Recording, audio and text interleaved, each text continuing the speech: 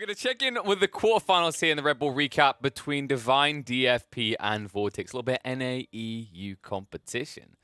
Let's hop into it. So game one, of course, we're going to be opening up on Dry Arabia, as is quite standardized in this tournament. And interesting little adaptation coming out of Divine here. This is someone that would be wholly unexpected. First things first, right? Let's keep in mind there would have been bans at the start of the series. I didn't quite catch the bans, but my assumption would be that Vortex banned French from Divine. Why? Because Divine kind of became known as a filthy 2TC French spammer. After the fall of the Mongols, after the fall of the Delhi, that's where he landed. But he's more than that. You know, this guy's definitely evolved. Credit to him. For those wondering like how Divine does perform, if you clocked him on the leaderboards right now, he's in the top 50. He's sunk a little bit down to 46, but I think just last week he was top 30. So the guy does actually compete reasonably well on the leaderboards, and clearly is competing well enough to get deep into these runs, deep enough to be off against Vortex in the top 8 after managing to 3-0 against Noosh. Well, let's see what he can do against someone who's definitely pitted as a favorite coming into the August monthly in Vortex. Vortex, who probably after banning the French away from Divine, decided to go for it himself. This is a very comfortable pick. This is one of those kind of signature civs. I think a lot of people think the classics for Vortex and Luciferon, in fact. French, Mongols, they definitely come to mind at the top of the list. Another cool thing to think about is actually I'd say Vortex historically has been one of the most impressive HRE players across the length of the game's release. I think a lot of people can remember back in like the M4C points and how he performed there. Vortex is really a standout player in that regard. So kind of interesting that Divine DFP is going to try and swing with the HRE. We'll just have to see if it's going to be a hit or a miss here. Especially on a map like Dry Arabia, not really something most people would atypically go towards. Especially considering the map pool, there's probably better options available to you, right? So I believe the map choices were Lipany, Altai, Highview, and Holy Island, which is pretty intriguing, right? Only one map there is custom. It's interesting these two decide to stick to kind of standardized maps. I wonder how many scrimming partners either of them can get together, because Vortex, for a start, spends a lot of time grinding out on the ladders under Smurf name 1, 2, 3, 4, whatever have you. And Divine at the same time, I'm not sure how many like scrim parts are available. Obviously, there's less people maybe online around the time he's playing, which, you know, would be NA time. And also, there's no denying this guy kind of built up a bad reputation, so it might be a bit more of a struggle to convince the top-level players to want to scrim with him. So kind of curious if that came into the decision to only have one custom map here. And actually, when you think about those custom maps, the maps on selection we just highlighted, it makes sense why Divine would pick HRE here. You know, Lipany, we've seen some players do it, but I think it's on the same level as Dry Arabia. Altai, it is an option, but English and Chinese has always been ahead in that selection for a lot of players. And then Highview, guys, if you're picking HRE and Highview, you are high. It just doesn't make sense. It doesn't play well on that map. We've seen some people make it work, but overall, there's just better maps available. So makes a lot of sense why I pick it here. And of course, rounding out like Holy Island, another map that wouldn't really make much sense for HRE. I think they just become like a bootlegged version of the English there. I'd rather usually say the English would be a good pick, although we have seen a few players make HRE work for Holy Island. Anyway, focusing on them here on Dry Arabia, the Archon is going to go down. A nice placement here. However, he did play towards the southern wood line. Bit frustrating, but the reason behind this is that Divine can't access this for free. Like, he's up against the French, and look at the difference in the TC location. He can defend here. He can also garrison inside. If he plays to the north side here, he needs to set up an outpost. In fairness, I mean, Divine has justification to set up an outpost already. The gold is fairly far out here, and you just plopped an Archon Chapel in the way of a retreat towards the TC. This small detail actually might sting him later on. Time being, though, Vortex is trying to be a nuisance by harassing onto the villages. Now, this is one of those civs where the French actually don't get much value out of what Vortex is doing here. He'd actually be better served torching the mining camp just to force some idle time and some repair. But then again, even at that point, it's e-repair opportunities right for the HRE. I think genuinely, like, the more I think about it, this is probably the worst civ to try and scout harass against. And there's multiple reasons behind it, right? It's not just the healing and the e-repairs. It's the fact that, like, what do you want to do with these scouts? Like, why are you doing this? Well, when you're the French, you want to hit villages down to 48 or 46 health at least once, so that you get them low enough that when your first knight comes out, he can two-tap them without the blacksmith's upgrade. That's the importance of it, but as you're seeing, not getting much value out of it. What I do love is this outpost reaction, just instantly torching it down. Remember, these buildings only have 750 HP, and they also take 50% more damage. That's why you see the scouts taking out most of the health pool, even with 3 villagers building it. And I like that choice by Divine. That's a small detail that matters. He could have just been greedy and used 2 people gathering gold and only have 1 on the outpost. Chances are you get torched at that point. It takes a minute to build these outposts now. They only have 750 health. So bit of a struggle to actually get that online and keep it alive. And as you can see, once it is there, E-repairs makes it easy peasy. On the other side, though, I'm curious to see what Vortex's build is going to be. How much he's going to try to leverage Knights, how much he's going to try for a TC boom. I actually think there's a delicate balance that's pretty strong for the French up against the HRE, where you can go in for a few Knights to keep your opponent oppressed and slowed down, but then also find a way to go towards a secondary TC. And it doesn't actually phase French players to play a more prolonged feudal up against the HRE, even if they castle on a lot quicker, because a lot of the time, the HRE players, they're not going to go spears. They're going to go for man-at-arms. They're going to maybe go for their own Knights. And in both cases, the French aren't as friend. For a start, with the men-at-arms situation, sure, the heavy maces hit you hard, but there's no brace, so you can't be held in position. And if you're up against Castle Age Knights, the cool thing about French Knights is between the chivalry and the ability to get bonus damage after a charge, they can actually compete long-term against Castle Age Knights. And I would still give a slight edge over in that heavy cavalry department to the HRE, mainly because of the healing factor, but that healing factor doesn't come in until down the line. Which means for the first 3 or 4 minutes of Castle, you might just find yourself trading Knights with a French player who already has a bulk mass to throw away. We talked about that 2TC situation. Looks like that's exactly what Vortex is going to be going in for. I think it's the correct way to play this. Like, you need a 1-up on the eco. Chipping away at HRE eco isn't good enough. Like, there's just too much there to take away. And the problem is, you know, you can say, well, oh, yeah, but he maybe can snipe 5, 6 villages here, and that's going to build a bigger lead because you're French and you build villages quicker. But the thing you have to remember is that opportunities to kill eco for the French become more apparent when the eco is bigger. It sounds obvious when you say it out loud, but it's easy to slip and forget that. So really, the way you have to think about this is, you know, if I chip this guy down, if I take 4 villages away, in this situation, like if I've done that already, Divine's only at 20 eco units. Most of them are going to be condensed, guarded, or just not easily accessible. So realistically, like, you want to get that double up. And I think that's something that French players have gotten better identifying, is their key timing to stop pushing Knights and start pushing eco. And this eco has been pushed pretty far out. You can see the TC is going to be next to the woodline and the deer. A lot of power in this position. Also allows him to kind of daisy chain forward with his base if he chooses. He doesn't need to build all of his military infrastructure back here. He could choose to build it closer just so that he can quickly rush towards Divine's base faster. Divine, there's only one thing he wants to rush. HRE players, I tell you guys, they're all the same. They only want one thing, and it's disgusting. Fast castle times. However, his castle time was slightly delayed. For a start, he's overboomed on the gold slightly, and then also there's the fact that he's got the spearmen out. And that's why he's overboomed on the gold, right? He's invested in these spears, he invested in extra wood to get the infrastructure up. This setting back a little. It's an interesting approach from Divine. It's not one we typically see, because although you kind of feel like you need spears, going in for like the stables this early on as well kind of feels a bit flimsy. I've seen players get great success out of just going mass spears, saving the resources on stables at this moment, and then just guarding out to the relics. It's slower, but the cool thing about it in this matchup is you're up against an opponent who isn't going to tech fast. Like, when was the last time you saw a high-level French player Castle Age rush? Or better way of putting it, when's the last time that succeeded? It doesn't often work out. So I'm a little bit surprised by the build. Divine is now putting even more strain on himself, which is worrisome in this situation. If you think about it, he's lacking a lot of food. He's got, what, 2 sheep carcasses and then the berries. Now, berries do have great gathering rates to the HRE, but I do feel like he's kind of overburdened himself between the racks and the double stables, because we already highlighted that if you're going up against the French and they're played into a pocket eco like this, which is turned into a TC extension, they're going to be able to float a lot of Knights. And if your goal is to match their Knight count, that's very difficult, right? It's not just the resource demand, it's also the speed as well. Like, you build Knights every 35 seconds. The French are building them every 29 seconds due to the School of Cavalry giving that buffed up production rate. And that's what's really got me worried here.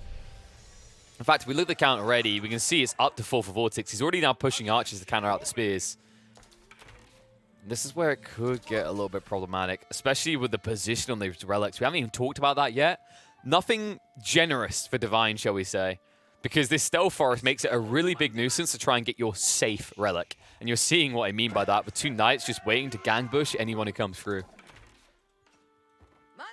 More villagers moving out for the ball. I love this from Vortex. It's actually a really smart play. He's playing the French against HRE. HRE is going to condense themselves into a castle. There's no likely harassment coming out to the mid-map. Now, there is a risk of Knights now arriving, but the cool thing about Vortex's build is he's leveraging a decent amount of Knights to force attention on the defensive Divine. So it's less likely that Divine is going to find this pocket eco going on the south side because he's going to be so focused on fighting north.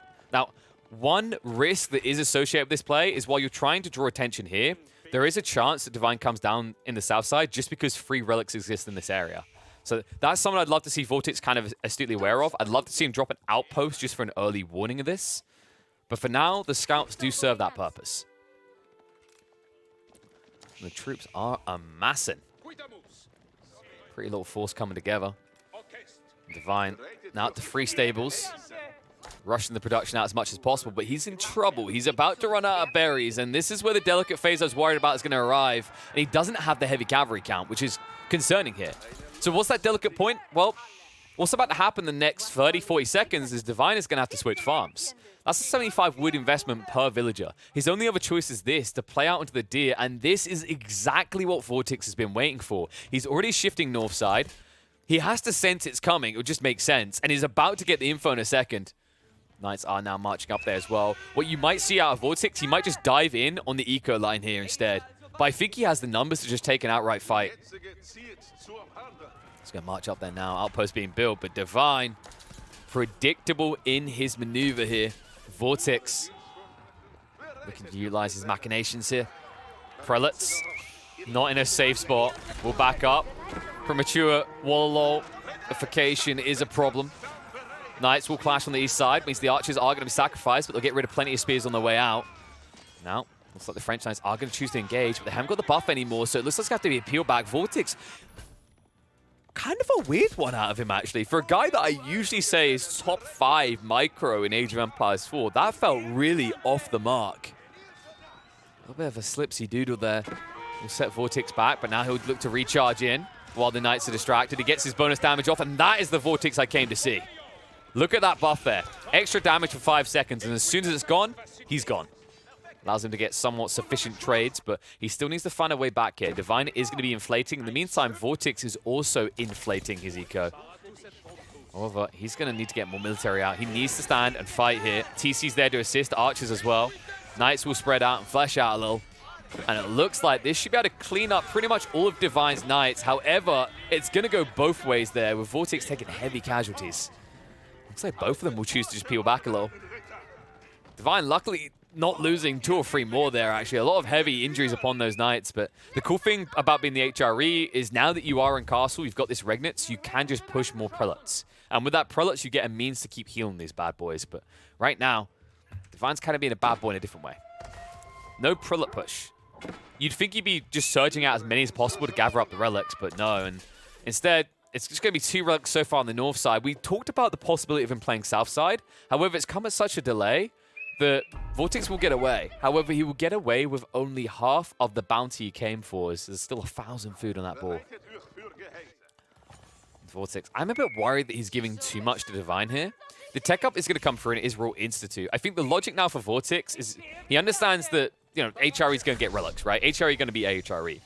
So instead of just throwing away Knights constantly and never building up his mass, now with the tech up, his goal should be to build up to 15 to 20 Knights, get the raw bloodlines, and then dive hard in. Concern for me is at that stage, the count for Divine could be double. And although you've got that damage buff and that health buff, like the raw number advantage Divine could bring to this fight, not to mention the possibility of more spears or even Langsneck, could really tilt the battle in his favor. This is really starting to tilt in his favor. Now going up to 3 relics. So 600 gold per minute. Likely to access the other 2 at this rate as well, as Vortex isn't contesting him whatsoever.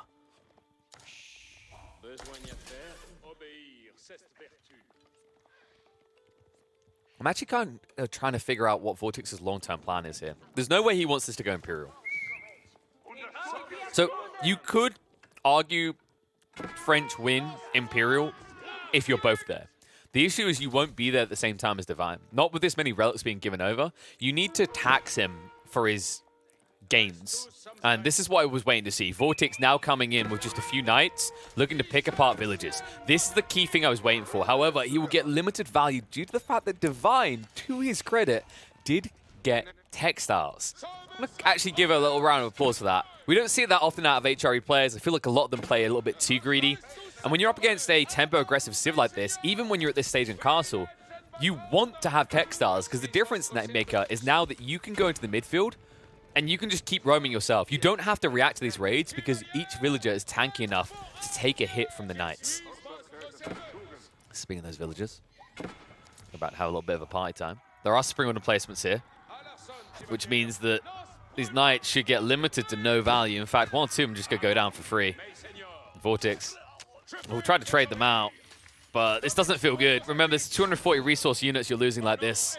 It's not even like you're striking where the eco is really good, right? There's no extra gathering rates due to prelates in these areas. So you can't even argue these villages are premium value compared to what they'd normally be if they were another civ.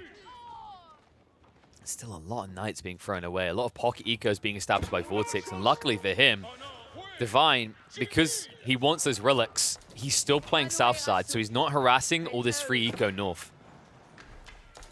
However, he is getting a lot of eco of his own. Fourth relic now making its way back, and man, I've got to see the plan from Vortex. It looks like he's somewhat maintained a healthy amount of knights, but I feel like he's thrown away several for nothing, really, right? Like he torched an outpost, he roamed around the backside, lost 4 or 5 knights there. He maybe killed 2 villages for it, and now he's in the middle of a farm transition. Like, this is getting a little bit shaky from Vortex, especially if he takes fights like this. This is a bad fight to be taking. We'll try to back away. Divine could wrap around with the knights, but missed opportunity there. Greedy boy goes after the outpost instead. Let's let Vortex get away. And that's a crime he shouldn't be getting away with. Wow, Vortex. He actually went for the relics in the end. So 1 relic grab for the French. Not exactly ideal in this matchup. I think what makes this worse for Vortex is that right now Divine is taking mid-map resources. This gold vein. This gold vein is going to be a big deal. Think about all the times you watch French on Dry Arabia and where it starts to fall apart. It's when all of the gold disappears. So these are valuable, vital resources to French longevity in this game. Being taken so early is going to deny a later timing for Vortex, right? He has to end the game sooner than he could otherwise now. Right now, if he doesn't get good optimization on this fight, this could be a game-ending fight. Looks like it is a good spread, though. Well played by Vortex. Micro is back, draws Divine in a bit more. And a lot of knights just being thrown in the trash can by Divine. Learning very quickly that long-term veteran Royal Knights will win out against HRE Knights. He's learning that lesson the hard way. Second wave comes in, but heavy hits on both sides. Divine now down to 8 knights. Vortex down to 3. Keep in mind, Divine was close to doubling him up at one stage, so this is a recovery. Villagers are going to be butchered somewhat, but remember the Vortex can afford that due to the fact that he's got so many from the double TC build. Looks like the last knights are going to go down, and this is where Divine needs to kind of question mark his own decision here. Throwing away the knights like that didn't really achieve much. It felt like he could have taken that fight in a more elegant way, peeling off a few additional knights, chasing villagers, idling eco, or even just going north side. Like, I actually think one of the biggest weaknesses of the way Divine's playing this game right now is that Vortex is getting allowed to exist here rent-free. He built an outpost, sure, but like realistically, there's been no attempt at threatening him in this area. And I think that's a missed opportunity for Divine. It's an easy opportunity as well. Like, sure, you got to worry about Wheelbarrow, but even with Wheelbarrow, look at the distance they have to run home. These knights, I mean, the trades are just getting worse. I'm starting to grimace a little bit about why, the fact that Divine's even doing this, it just doesn't make sense anymore.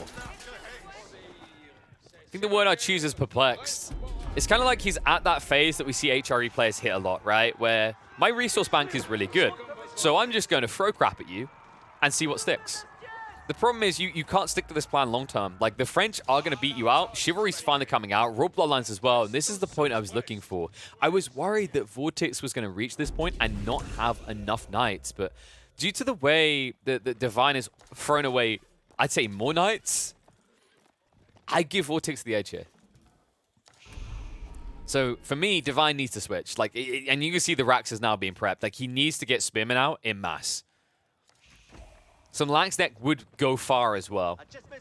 just in case you are up against a switch out of Vortex, because there is a chance he could also be transitioning. For now, it's just going to be a full investment. Canted saddles as well. Now, it's kind of funny how the French can still just do this very kind of pig-headed one-punch build of French Knights, but you see the impact it can have all these upgrades. You can see how high the price of entry usually is. This does come down to Divine offering up this value in the way that he traded Knights poorly. Like, if he still had a clear Knight lead, the value of this is less, because Divine has enough Knights that he can just transition into Spears. Yes, Spears can struggle one-on-one against Royal Bloodlined Knights, but in mass, they will wipe.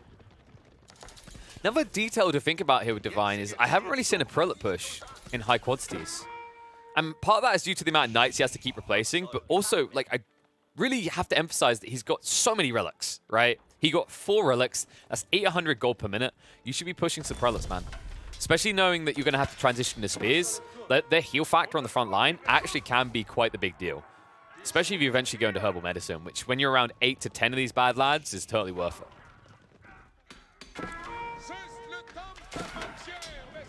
Talking about something Vortex has got it bad for. This Vayne, we talked about it, how important it's going to be for him. He came back for it again, and this time he will not take no for an answer. 12 Knights in this area. Charge coming through, though. Needs to peel back. Good maneuvering by Vortex. Does take casualties and doesn't get much for this raid-in, though.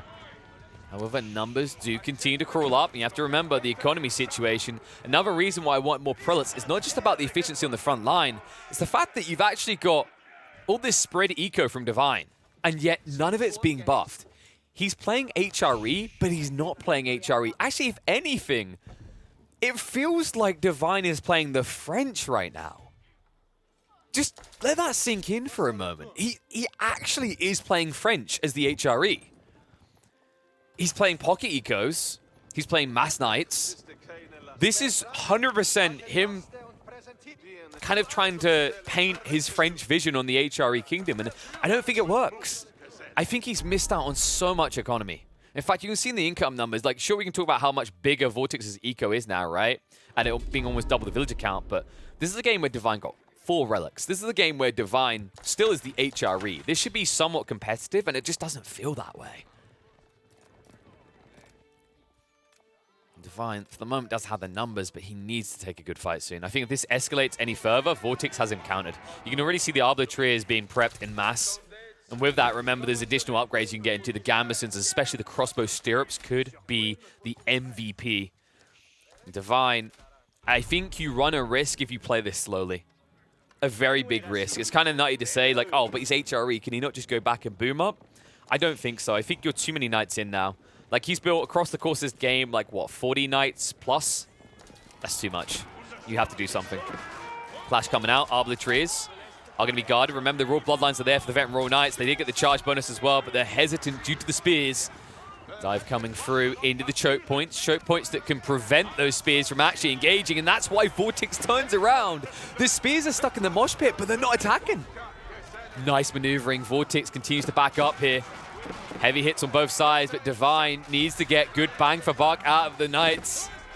Arbitraries are starting to make a difference here. Knights starting to fall quickly for the French as he backs up further. The dive continues, but Divine underneath double TC fire in choke points with a melee mosh pit. He's getting handled by these Arbitraries.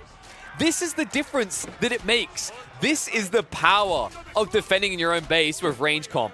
Move through the buildings, utilize those choke points, and watch your opponent pick himself apart. Divine's greedy mistake was going full melee, but it's a mistake made so often by the HRE. And you're going to see, despite the fact that his army was clearly bigger, it's about to be outboomed by Vortex. It's about to take the military popcap lead. These Arbitraries got phenomenal value in this fight. And Spearman can't even handle them, remember, because here's the thing. He got the Gambesons. The Gambesons is a big deal against Spear specifically. On top of that, Arbitraries do 13 damage at this stage due to the 1 damage upgrade from the Blacksmiths. Yeah, they're not getting bonus damage against Spears, but their base damage is so high that they are effective. And that's why you're going to see Vortex continue to invest in these. Once again, double down those Knights, and just look at the difference now. Divine reduced to nothing in Knights. Meanwhile, Vortex already back up to 10. That dive cost Divine the game. I said he needed to make a move, but where he needed to make the move was on these pocket ecos. He once again gets baited into a fight in Vortex's base that suits him. And Divine, despite the fact that he has so much map control, he's free to go wherever he wants, he refuses to go where Vortex farms. And I think that's why he just completely lost control of this game. Now you see the keep go up from Vortex. This is a good defensive play, but more important than that, it's going to allow him to scale military even quicker due to the discounts. And you can see he's going to utilize those discounts, instantly dropping the stables and archery ranges around it. And Divine, like, I'm not seeing a plan now. You just kind of look lost. You built one Langsneck and stopped. Langsneck actually aren't the worst of ideas. But, yeah, this needs to be the bigger deal. Mangonels and Mass Spears, I think, is his only way of recovering this. The time to build that army up is going to be slow, though, especially considering that he hasn't been buffing his gathering rates. Right? His wood income is going to suck. So he can only really afford one Siege Workshop. And he can't really afford to lose a fight like this. It might be a clear route as well. The Arbitraries start to move in. That means Divine has to move out. I mean, he just has no range units. Imagine how different this is if he goes for like a forward Siege Workshop, gets 1-2 Trebs, starts to slow siege in, holds the strong point, and then kind of escalates. All the while sending a few knights out to chip away Eco on the flanks. But the crazy part is Divine never knew about this flank. He never looked here once. And this was the redeeming factor for Vortex. It's what allowed him to sustain this long in the game. It's what kept him in this, and now it's what's given him complete control. I think this actually might be one of like the best utilizations I've seen of the Arbitrary in a while, just because it really did turn the fight. Like the fat stacked base that Vortex has full of all these buildings, all these choke points, turned this game around for him so well. And now, Divine, he's going to have to hope to turn around this game later on. New map, because he can't turn around here on Dry Ray, but like, this is done. The mass is too big. Divine's being doubled up. The Arbitraries are completely unanswered. And he's not even building Mangonels, he's building Trebuchets. Oh, Sacre Bleu. Get me out of this game. Get Divine out of this game. Get him back on the drawing board, because he's going to have to return to it. This just doesn't work anymore. I really thought that Siege Workshop was about a Mangonel play, but even then, one wouldn't cut it.